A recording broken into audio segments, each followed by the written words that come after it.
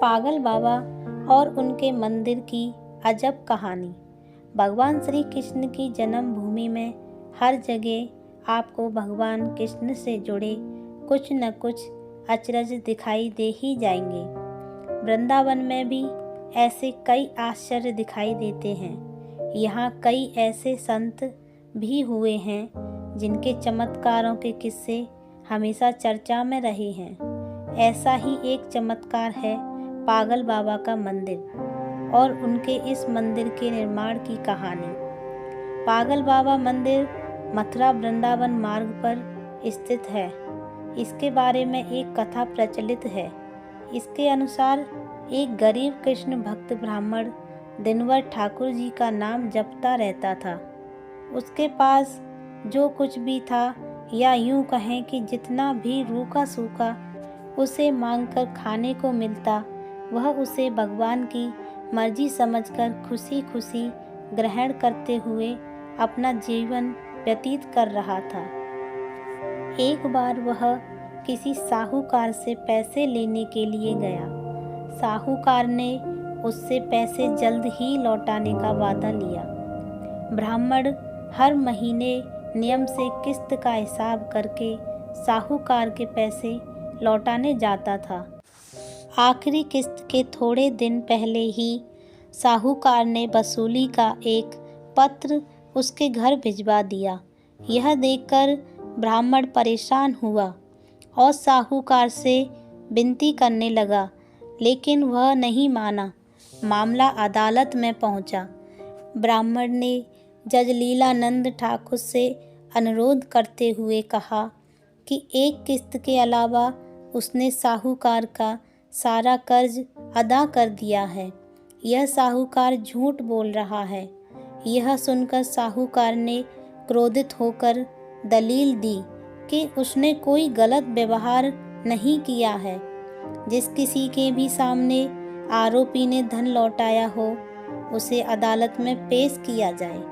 इतना सुनकर ब्राह्मण सोच में डूब गया, क्योंकि उसका कोई भी गवाह नहीं था।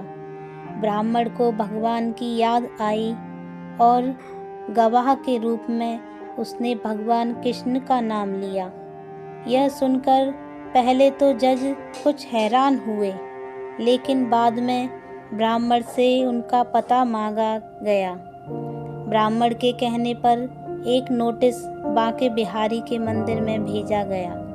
पेशी की अगली तारीख पर एक बूढ़ा आदमी कोर्ट में पेश हुआ और ब्राह्मण की तरफ से गवाही देते हुए बोला कि जब ब्राह्मण साहूकार के पैसे लौटाता था, तब मैं उसके साथ ही होता था। बूढ़े आदमी ने रकम वापस करने की हद तारीख कोर्ट में मुँह जुबानी बताया, जैसे उसे सब कुछ एक एक तारीख के हिसाब से याद हो। साहूकार के खाते में भी बूढ़े आदमी द्वारा बताई गई रकम की तारीख भी सही निकली। साहूकार ने राशि तो दर्ज की थी, लेकिन नाम फर्जी लिखे थे।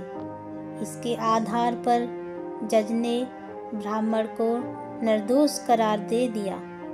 लेकिन जज अब तक हैरान थे कि इतना बूढ़ा आदमी इतनी तारीखें कैसे याद रख सकता है।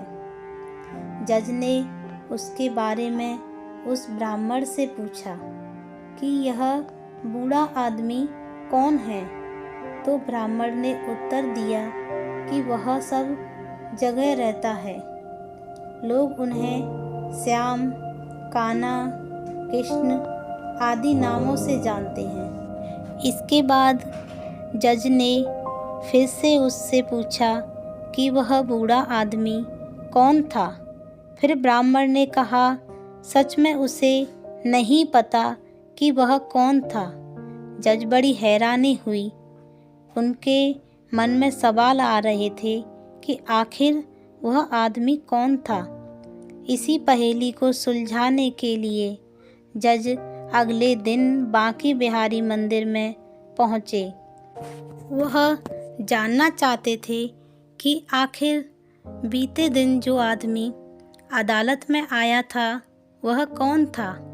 मंदिर के पुजारी से जब जज ने पूछा तो उन्होंने बताया कि जो भी चिट्ठी पत्री यहाँ आती है उसे भगवान के चरणों में रख दिया जाता है। जज साहब ने उस बूढ़े आदमी के बारे में भी पूछा, लेकिन पुजारी ने कहा ऐसा कोई भी आदमी यहाँ नहीं रहता है।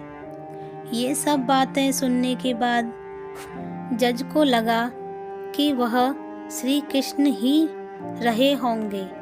इस घटना का जज पर इतना असर पड़ा कि उन्होंने अपने पद से इस्तीफा दे दिया और घर परिवार भी छोड़ दिया और स्वयं एक संत बन गए। स्थानीय लोगों का मानना है कि बहुत सालों बाद वह जज पागल बाबा के नाम से वृंदावन में लौटे और उन्होंने पागल बाबा मंदिर का निर्माण कराया। तब से यह मंदिर पागल बाबा मंदिर के नाम से प्रसिद्ध है। इस मंदिर के निर्माण के बारे में एक और प्रचलित मान्यता यह भी है कि जब जज को पता लगा कि उनके सामने साक्षात श्री कृष्ण ही कोर्ट में पेश हुए थे, तब से वह श्री कृष्ण को ढूंढने के लिए इतने अधीर हो गए कि अपनी सुध बुध खो बैठे थे। इस घटना ने उन्हें पागल सा कर दिया था। इसके बाद वह जिस किसी भंडारे में जाते थे वहाँ से पत्तलों की जूठन उठाते थे और उसमें से आधा जूठन ठाकुर जी को अर्पित करते थे और आधा खुद खाते थे। उन्हें ऐसा करते देख लोग उनके खिलाफ हो गए और लोगों ने उन्हें मारना पीटना भी शुरू कर दिया। हार कर लोगों ने उन्हें एक पागल के रूप में मान लिया। धीरे धीरे उनका नाम ही पागल बाबा पड़ गया। बोलो राधे राधे।